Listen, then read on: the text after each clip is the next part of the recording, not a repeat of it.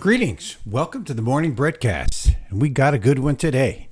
Okay. We are going to tackle one of the things we talked about earlier, where Jesus was talking about planting the seed in one of our first lessons last week, where we got on this subject and has spiritual growth and how Jesus kind of laid the whole thing out with that parable in Mark 4. We're going to be talking about the heart today.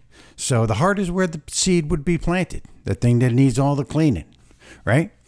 All right, so we're going to examine the heart with its attitudes and its desires. And we're going to find out that the heart is really the focal point, right? Okay, so in Proverbs 4:23, it says, "Keep your heart with all diligence, for out of it, your heart, flow the issues of life." How about that? That makes the heart really important. So it says keep it. Watch what gets down there, right? Remember, we have all these senses. We've got the sense. We can hear, we can smell, we can see, we can taste. And we got to be careful what we allow from our mind to get down into our heart. My thing is, I don't take it as fact unless it's checked by the word.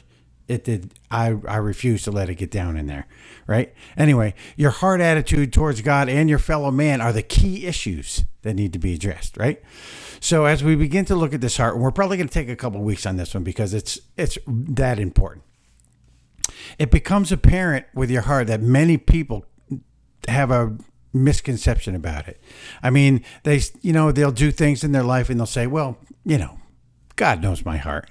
And I guess that's true enough. God does know your heart. But I guess the question really is, do we really know our own heart? Do we know what's in there? And is it possible to fool ourselves? Right? So let's take a look.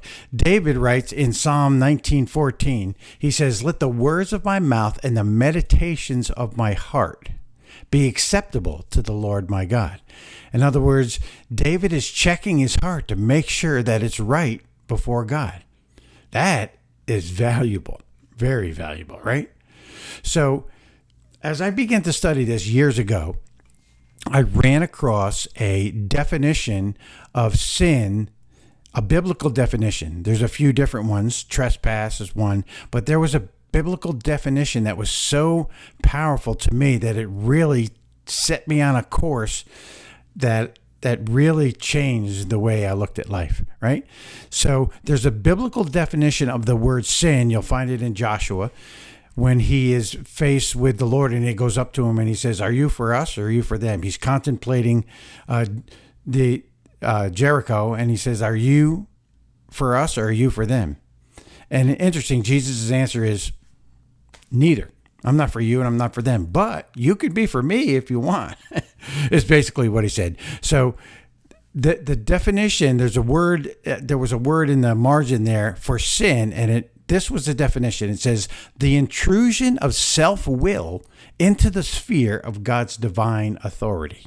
In other words, am I doing this for me or am I doing God's will? And he gets all the glory.